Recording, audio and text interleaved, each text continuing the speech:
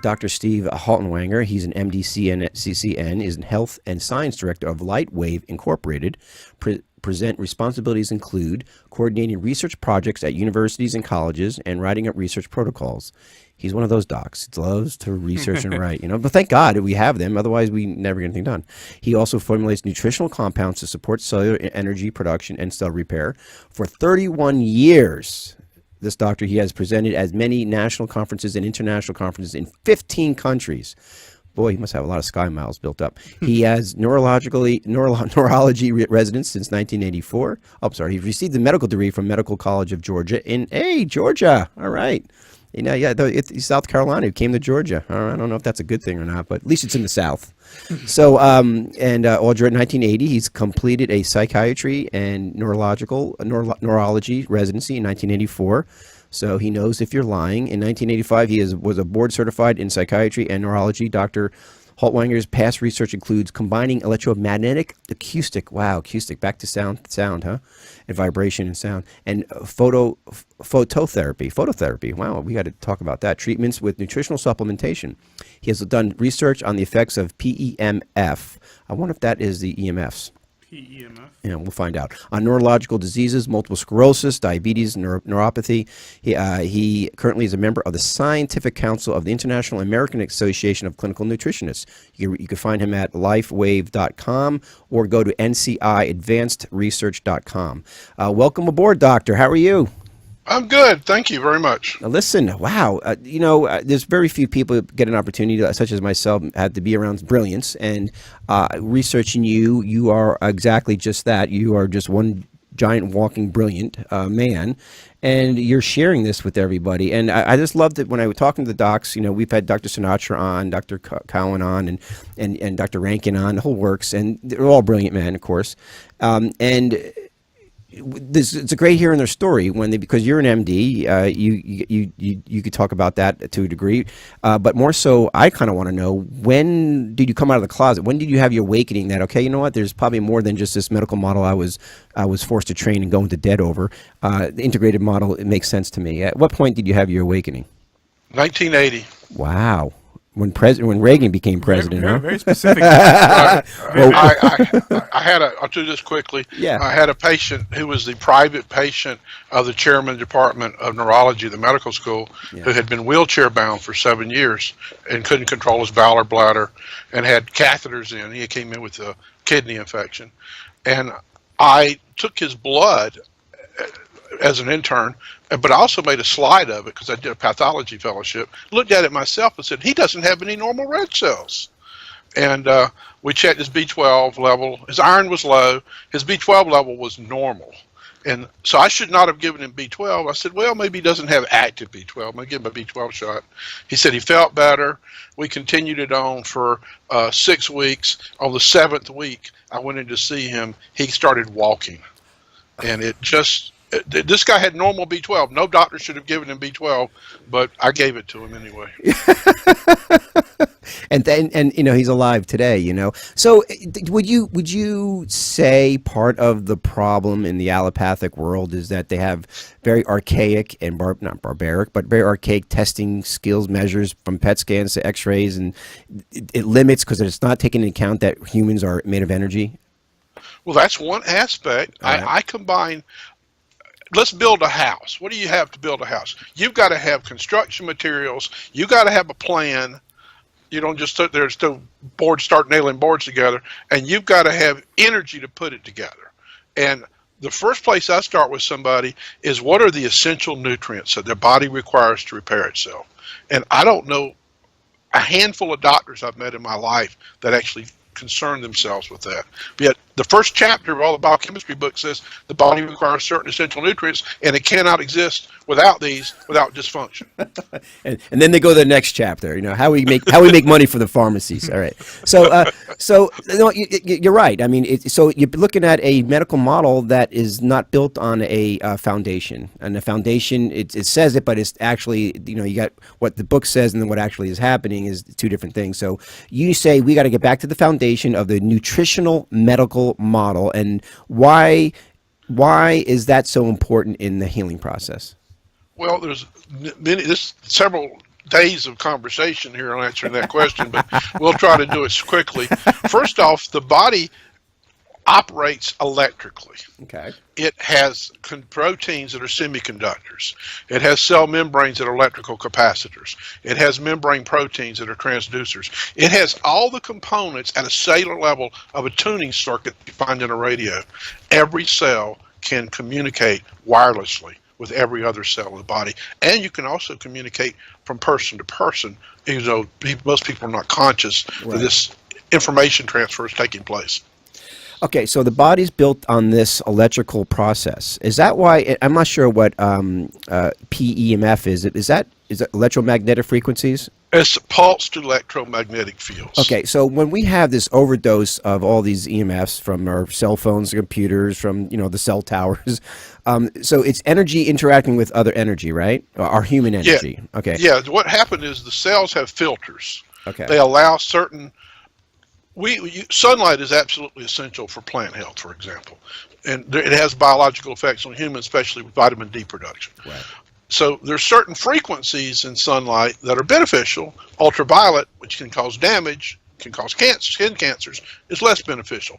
So the body is prone to adapt to this, and one thing it does is it makes pigments, darkening the skin to protect against ultraviolet. Oh. So that's an adaptation. Right. What happens is there's a guy named Ross Addy wrote back in the 80s of frequency amplitude and frequency windows, that certain specific frequencies would have biological effects if given at the right intensity. Huh. And so it's really because, the ace in the hole that we have, I always say what Dr. Bruce Lipton, through his epigenetics, I guess, discovered is that the membrane is the brain of the cell is in the cell membrane, not in the nucleus. And, and we've been told in history it was in the nucleus, right? And because it's in the cell membrane, it's the environmental factors that signals to the nucleus to produce whatever DNA they need to handle that environmental factor. That's kind of our ace in the hole, because we can adapt to almost any environmental situation on a cellular level, which is epigenetics, right? I'll give you an example of how powerful the cell membrane is. Yeah. It is a controlling that controls the outside from the inside. It controls mineral content.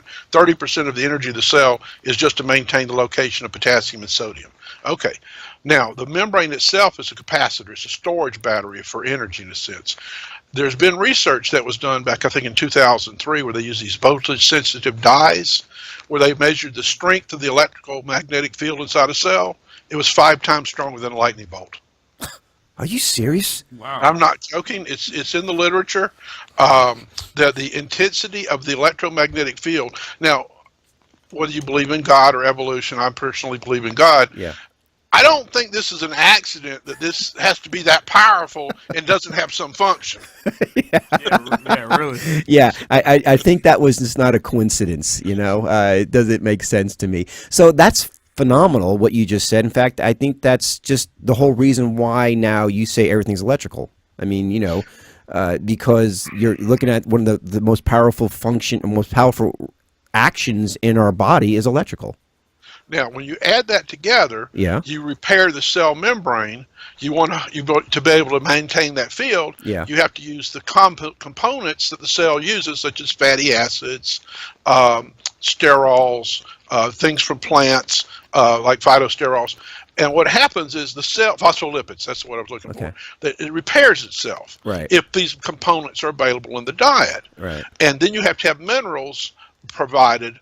And because in a metal capacitor, it's a metal plate with a insulating material and another metal plate. In the cell, the insulating material is a fatty cell membrane, and then dissolved minerals on either side. So the location of those minerals, as well as the composition of the membrane, determines the electrical property of that cell.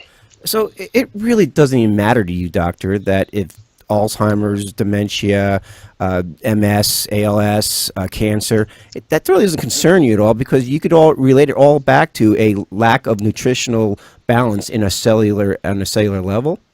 Well, that's one aspect. There's also processes that take place, one of which is free radical production. It's like put a piece of iron out in the field, it rusts. That's oxidative stress. Same thing happens in the human body. We're constantly exposed to oxidative stress. So everybody talks about, oh, you got to take a good diet to get your antioxidants in.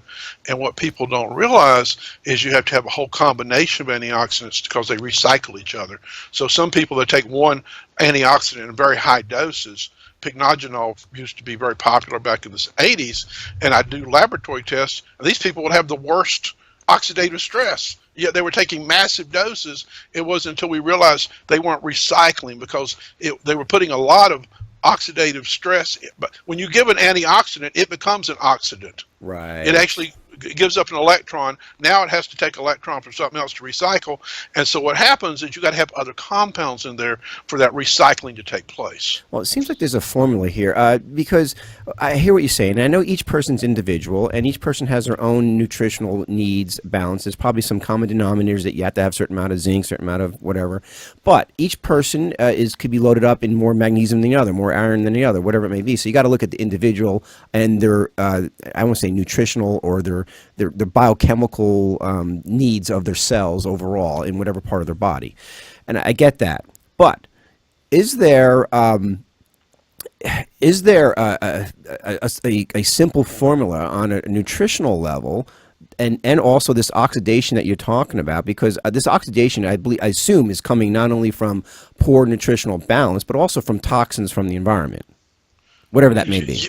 You're talking about a long conversation. So in the simplest terms, you have to eat foods that are not polluted. Okay. You have to eat foods that are nutritious. Right. The research is now showing by Department of Agriculture, among others, that the mineral and vitamin content of the food supply declines every decade. Great. That's great news. So do you believe if we were able to eat non-polluted, non-toxic nutritional food to balance our cells, to get the nutrition for them to build that electrical field in a healthy way around each individual cells, do you believe cancer wouldn't exist, or cancer would not be an issue anymore? You could actually resolve it. You eliminate cancer or eliminate all these other diseases that are occurring? It's a starting point, but you also have to look at genetics, because genetically there are thousands of enzymes in the body.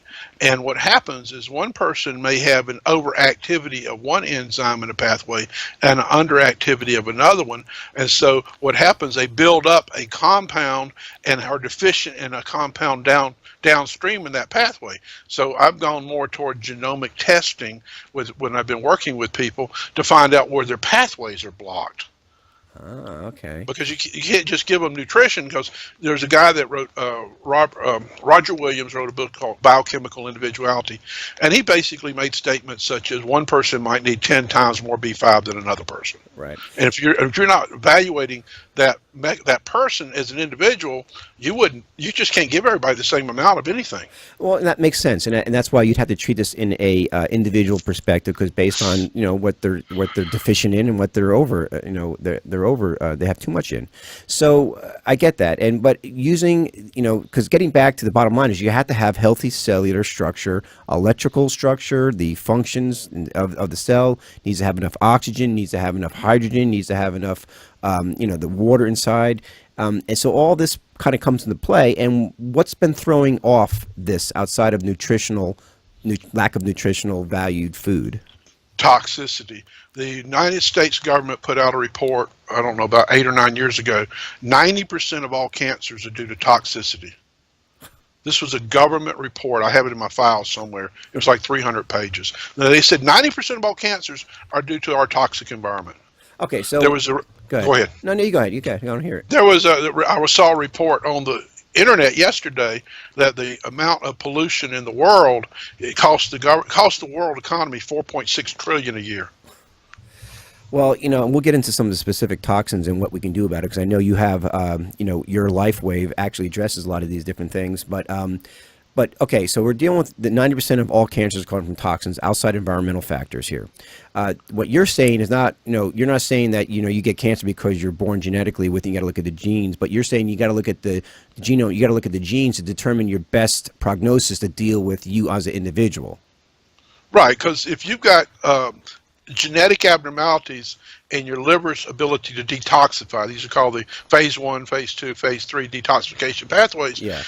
If you've got a genetic abnormality that you cannot handle a certain compound, whether it's a toxin or a drug, it's going to build up. In some people, the recommended dose of a drug is 10 or 20 times too high for that person. Yeah, and that leads us to the allopathic model and how that kind of compound. Okay, we're this is what's crazy, because so the toxins. I assume I'll let you describe some of the toxins, but on top of the toxins, say environmental toxins, would you include allopathic pharmaceutical drugs as part of the toxins, or would that just be an addition? Because they're there to try to help you deal with the toxins or whatever else. Hopefully, right? No. Our medical system has made tremendous advances with pharmaceutical medication. Okay. The issue is you cannot use pharmaceuticals alone without addressing. Go back to our liver detoxification pathway. If you look at a slide of liver detoxification pathways, phase 1, almost all the B vitamins are involved. So if you're giving a compound that's going through one of those pathways that's depleting B6 constantly, that person over a period of several weeks is going to be vitamin B6 deficient. Then what happens? They can't make the neurotransmitters and they go into depression. Right. So is it the side effects from that's more complicated to manage, or is it just you think we made advancements, but it seems like you're dealing with an acute solution for a chronic illness? I mean, does that usually work? Yeah, no, it hasn't. But look, about 50% of the healthcare dollars spent on 5% of the population, and most of that money is spent in the last year of their life. I heard that last 2 weeks of cancer, with people dying, is the majority of the money's going towards. Yeah, so what happens is there's been research that's been done for decades on criminals, for example. They find that criminals have imbalances in minerals and toxins. And research studies have been done showing if you give them diets in the prison with these nutrients, they have less behavioral problems. And it's been documented dozens of times. But we don't do that. We just say, we can save money. We can feed them for 30 cents a day. Yeah. I guarantee you're not going to get much nutrition for 30 cents a day. Yeah, absolutely. Yeah, it is kind of backwards. And you know what it is, honestly, and you probably agree, that it's just lack of emphasis on the healing aspect of our nutrition and what we put in. Because, I mean, 65 to 80% of all our ailments are coming from our nutritional lack of nutrition, or at least to some degree, right? And our toxicity. It's like, what a perfect storm, huh? I mean, keep people ignorant about nutrition and then bomb them with chemtrails and DMFs and, glyphosate and fluoride. And take our money. God, you got to be sick and poor, But it's just, to me, it's amazing how it seems so simple, because you, like thousands of other doctors, are identified nutrition, and it gets, I mean, we're pushing Twinkies and ice cream and everything that's loaded with sugar, and not that sugar causes cancer, but doesn't it open it up for cancer? It is a contributing factor. I'll give you a big example. 80% of the people I test now are aluminum toxic. Yeah. They have too much aluminum. Thank you, chemtrails. Because it's just everywhere. Yeah, it's everywhere. I mean, you're right. People don't realize. Okay, the water supplies, many of the cities use aluminum to cause the sediments to flocculate, and so you get a high level of aluminum or a regular amount of aluminum in tap water. So if you're drinking tap water and you're using from a city that's using aluminum to clean the water, you're going to get a little bit of aluminum in on a daily basis. Right. People that use these underarm chemicals with aluminum are going to get a little bit of aluminum in. So it's 80% of people I'm seeing now are aluminum, have excess aluminum. Do you immediately put them on a metal detoxification program? No. What I do first is I replace all the critical minerals that they're lacking. I do diagnostic testing to replace minerals. One of it is called an oligoscan, OLIGOSCAN, can look at within 60 seconds using spectrophotometry, which is what the pharmaceutical companies use to test their drugs quality and to test their drugs. It can actually measure your intracellular minerals in 60 seconds. It gives you 20 minerals and 14 toxins. That's one way. Or you can do laboratory tests where you look at what's coming out in the urine, or what's in the blood cells, or hair analysis. Yeah. All of them have benefits and disadvantages. I've used all of them. But what you do is identify the mineral problems, because you can't get a toxin out. If you're trying to get the toxin out and they're deficient in, say, zinc or selenium, those come out first. And so you're just making them more sick. Yeah. You try good. The road to hell is paved with good intentions. Yeah. So with the, like, for example, the number one killer in England is Alzheimer's right now. Dementia. Dementia, Alzheimer's. Would you equate that to the overdose of aluminum at this point? That's a contributing factor. I mean, I would, there's so many factors involved. One is, well, it has to be a predominant one, though, wouldn't you say? Or you just think this is a perfect storm of 10 of them, you know? Oh, it's a bunch of them. But it's Alzheimer's associated with oxidative stress and inflammation. Okay. So processes that increase oxidative stress include toxic metals. All right. Okay, that's one thing. Lack of antioxidants. There's another thing. Impaired liver function. So then a diet that's deficient in certain critical compounds. So you put all those together. Now what happens is if they're exposed to a small amount of a chemical like lead or aluminum, that gets absorbed and put into the place on the enzymes where the nutrient minerals should be instead.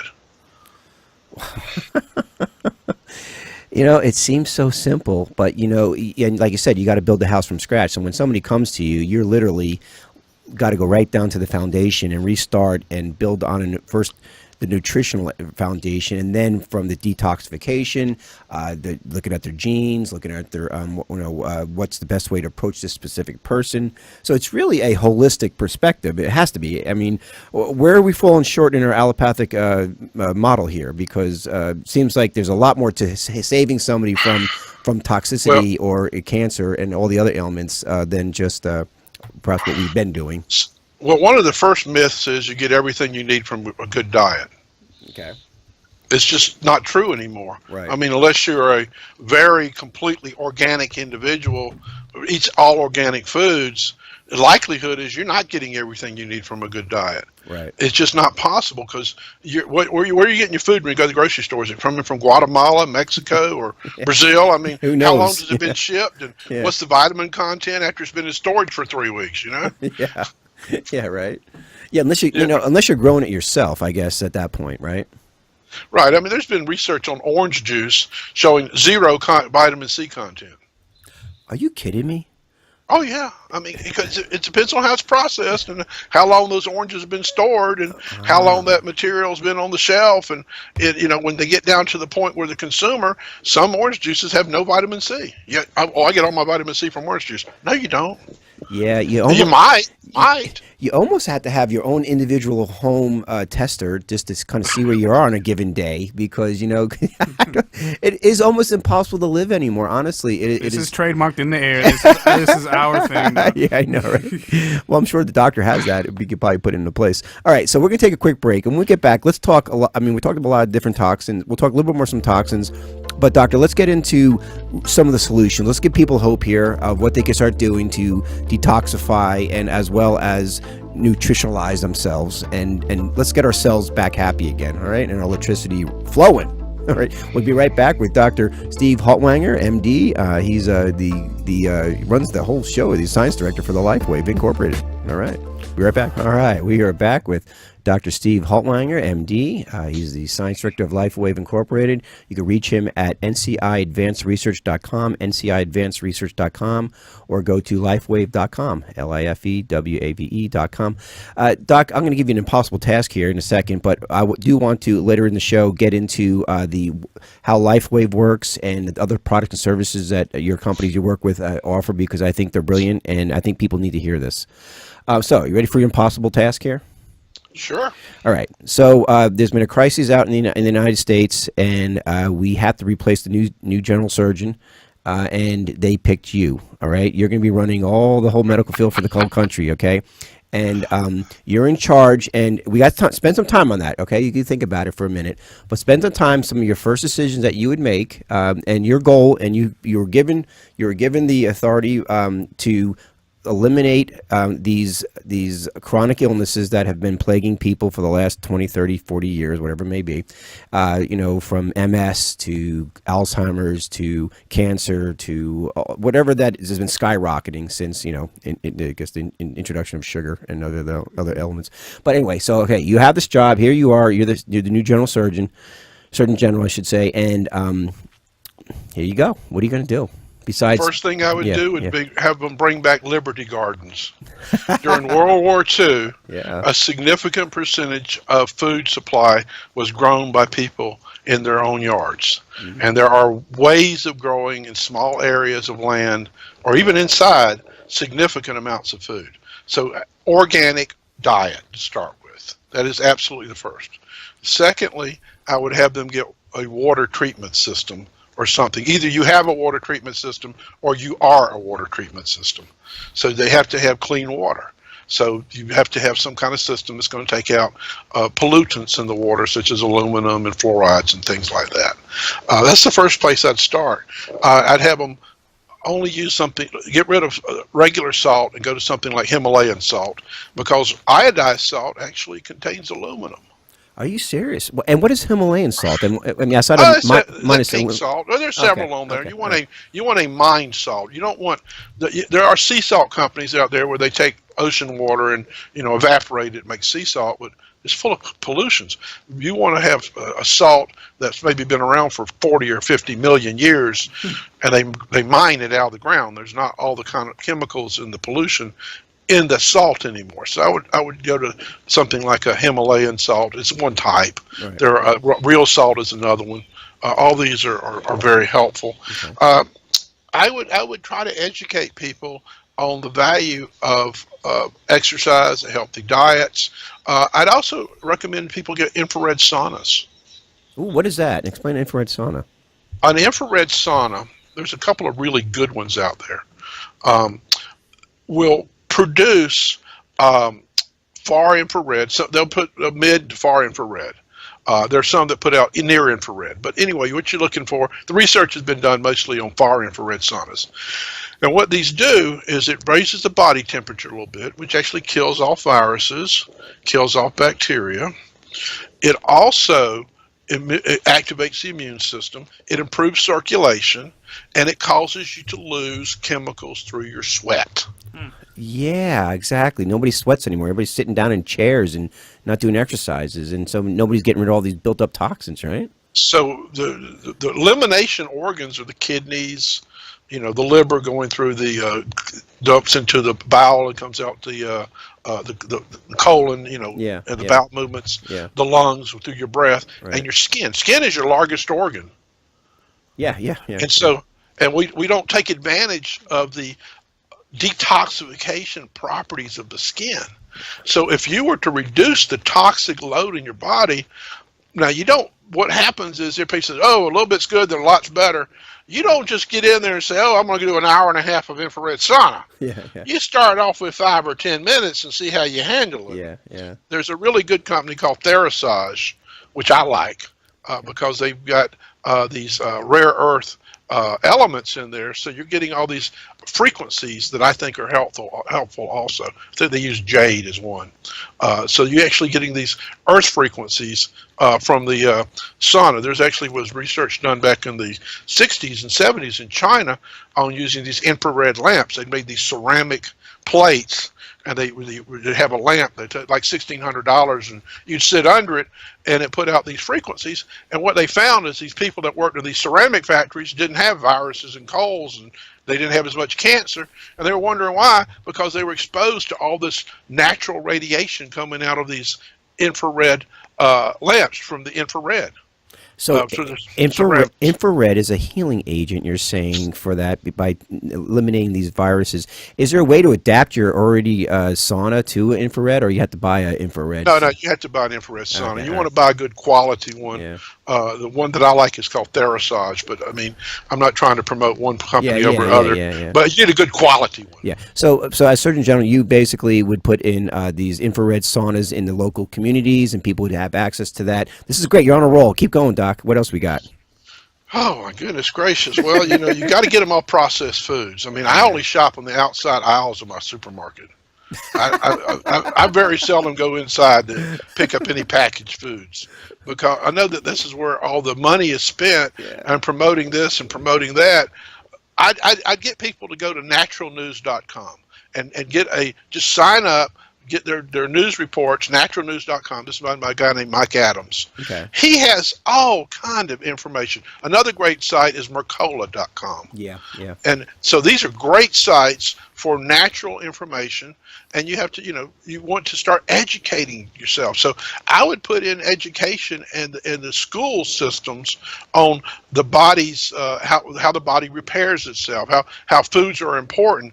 And what happens is the commercial interests have taken over the politics. And so the information you get is we got to commercially promote this particular group of foods, and that's the problem, is that we don't get information that's adequate. Example, when when I was doing science, my chemistry major, I had to write a article on the beneficial uses of peanut oil. And so as I was writing this article, I kept finding all this chemical research showing how essential fatty acids were critical for health and hydrogenated oils were terrible. And I went to my professor and I says, all the companies are telling you how to eat margarine and all these hydrogenated oils, and the research is saying that's absolutely the wrong thing to do. He says, "Well, welcome to commercialization." So yeah, you'd have to put in I like that, and I love the fact. So you would address perhaps the allopathic the medical student model that they're indoctrinated into, more so add more into integrative medicine options, bring the toolbox much wider, bigger. Yeah, but I would start with the kids. Really? If you want to, you're going to lose your first generation or two, right, because they're already set. Sorry, guys, we got to make our sacrifices. But go ahead. I'll give you an example. My mother had serious osteoporosis. Yeah. And I did her laboratory work, found out what she needed, and I gave her like 6 things. I knew she wouldn't take anything. Yeah. And I'd go over and say, "Mom, how much more you need?" "Oh, I'm fine." She'd take 1 pill out of 1 bottle a day. And I'm like, "Mom, you need 3 of these and 4 of these and 6 of these." I never could get her to take the nutrients. And so she just kind of every year she got smaller and smaller because she kept losing bone mass. Yeah. Because she would not take the nutrients to help address that problem. Yeah. And it is a mentality. My mom was the same way. She died of stage 4 lung cancer, and she was going to go the chemotherapy. There was no other alternative. I won't even argue with her on that, because that's what she believes, and she put all her power into a doctor or doctors, and who all they knew was that type. They had no other tools in their boxes to utilize. So I think that's great. You teach the kids, because you're right. That certain generations are not going to really make a difference, and you got to start thinking 7 generations ahead, like the Native Americans did. More so than 7 days ahead for the football game. So so anything else? How would you handle the 5% preventative mentality today in the United States, and the 95% allopathic acute mentality? How would you turn that ship around? Oh, wow, that's a really difficult. I would basically start off with what I call foundational nutrition. Is each person that I'm working with, do they have all the critical nutrients they need for their health? I'll give you an example. Once I did a study at they call it mental retardation centers. Yeah. Back in the 80s. Sure. Probably not PC on that anymore. So we're not PC at the foundation here, so we're good. Okay. Anyway, I checked. 100% of the population was zinc deficient. Every single 110 people, all of them were zinc deficient. Now, they were getting adequate zinc by the nutrition standards. The problem is they were all getting medications. They were all getting antibiotics constantly. They were all getting, when you have digestive disturbances, you get malabsorption. So that's another long discussion by itself for a radio show. Yeah. And so but these combinations together, they couldn't absorb the nutrients at adequate amounts to compensate for what they were losing. So I wanted to order zinc for them. Well, it wasn't on the formulary for the state of Georgia. So there was no zinc to give them. So I had to write a letter to the state pharmacy board, and I did this for 3 months. And finally, they called me up and said, "Look, we won't say anything if you give them zinc." So the pharmacist and I put in $100 each, bought these zinc tablets. We cut the antibiotic use of that facility down by 400% the first year. You're kidding me.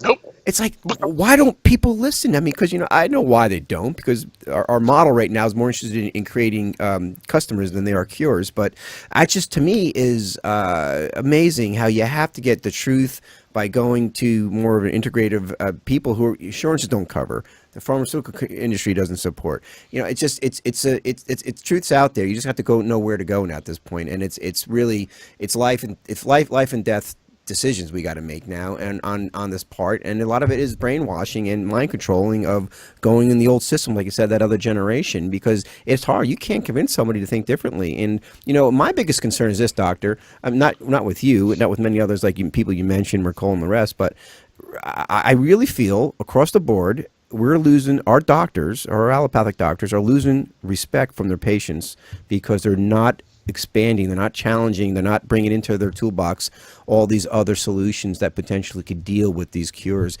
And right, they had a big thing on 60 Minutes just a couple weeks ago about the opiate, the mess we have now in the country, because all these oxycodons, our kids are getting hooked up onto when they get injured, and now they're leading them right down the heroin route. And I mean, that is the doctor has to be the person, or should have been the person, who would prevent that from happening.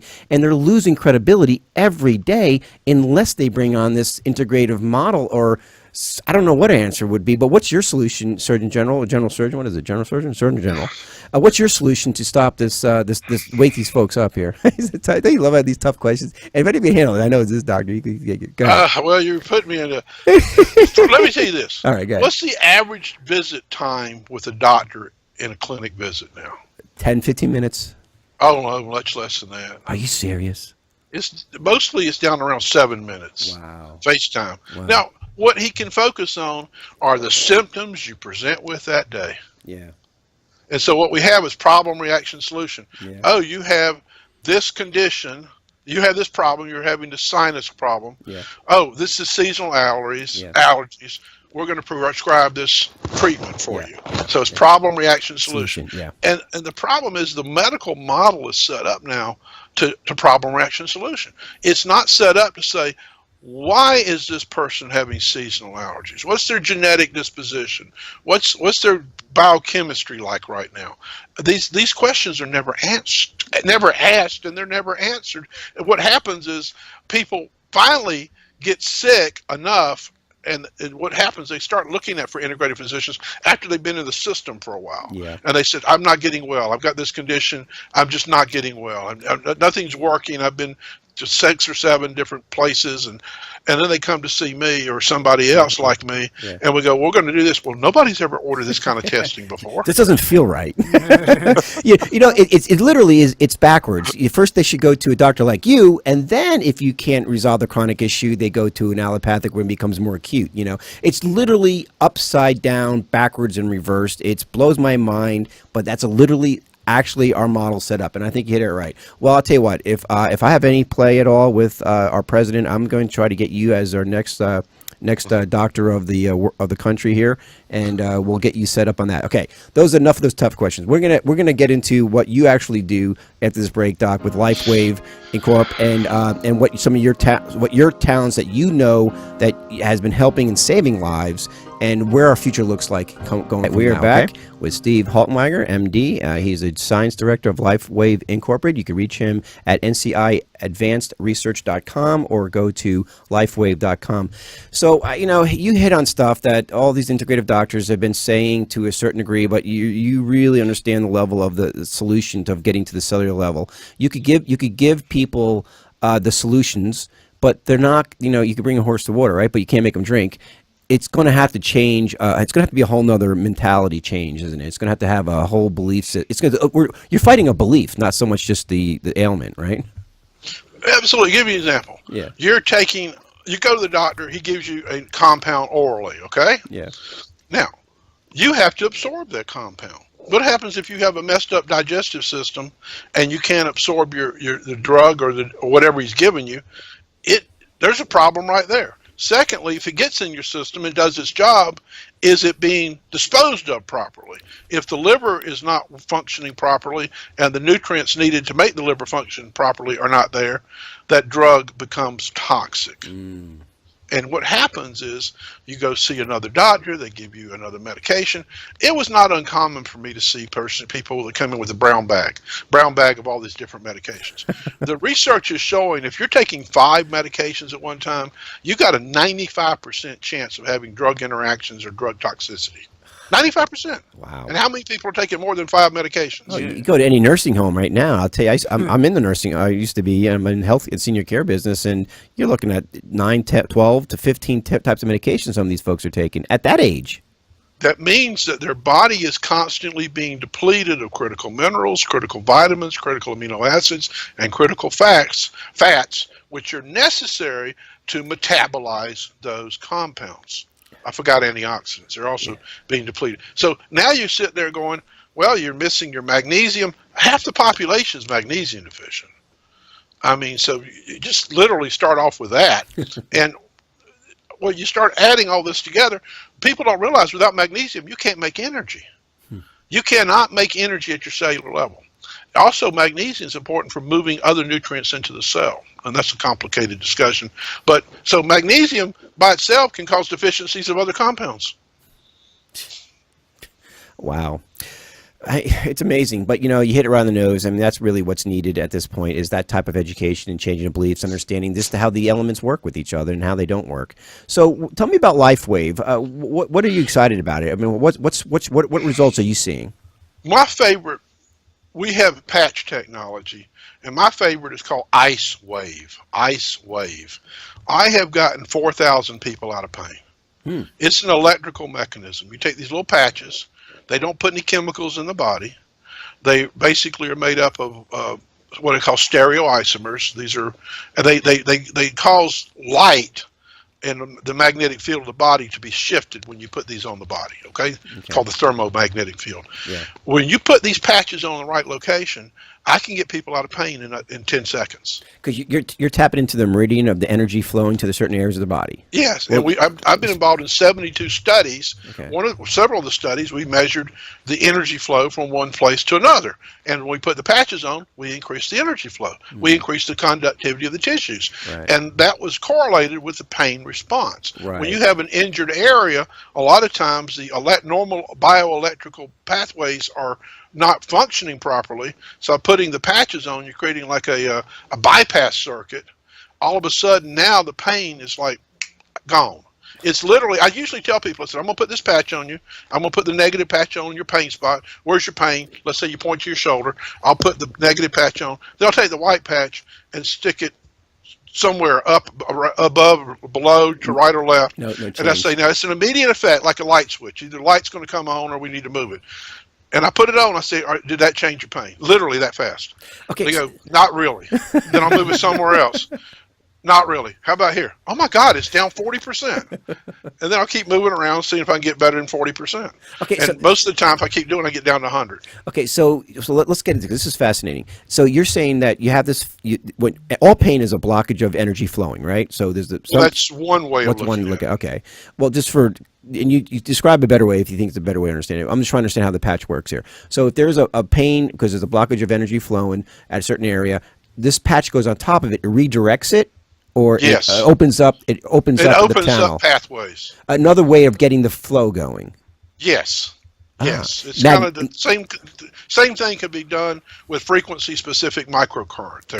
Gotcha. Okay. You put 2 electrodes on different sides, you can relieve the pain that way. So instead of clearing the blockage, temporarily you're rerouting the energy so the person can then spend the time to figure out why they have that pain in that area?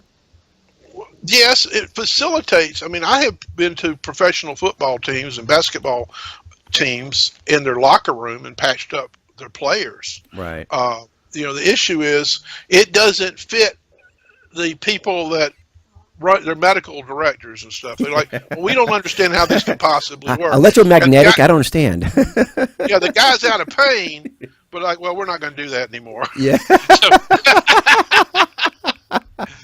So okay. Now I see that. That's incredible, actually, because you could very seldom you have a physical product that takes people out of immediate pain. Usually it's a drug induced, right?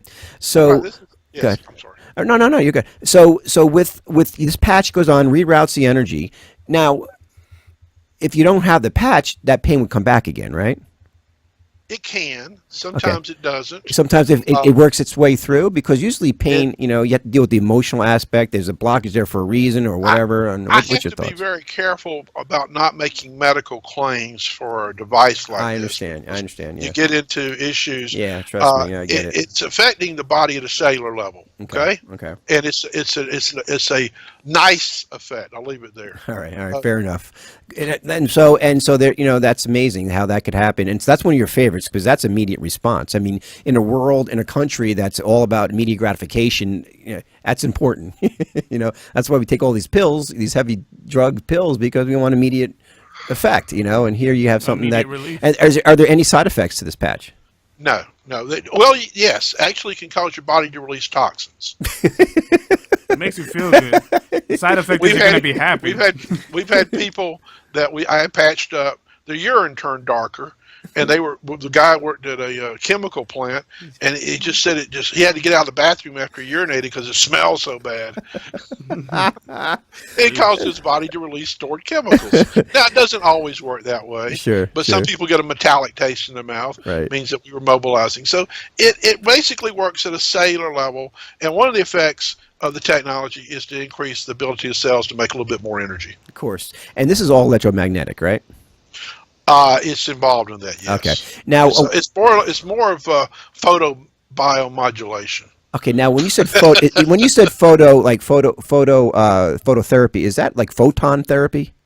That's one possibility. I've worked with Okay. lasers. Okay. I've worked with LED phototherapy. I've written papers on this. All right. I've been consulting for companies that manufacture phototherapy equipment. Right. Yes, these have biological effects. There's research that started back in the 60s on certain frequencies of light could control pain. Certain frequencies of light could increase energy production. Certain frequencies could increase protein synthesis. Wow. Yeah. And if you provide those frequencies, now there are companies out there. NASA's been involved with this. They put these things are on the space shuttle and space station. They have them on nuclear submarines now because they don't heal as well when they're outside sunlight because they don't get the healing rays. So they put these devices where they can, if they cut themselves, they can give this phototherapy treatment, and it will actually improve wound healing.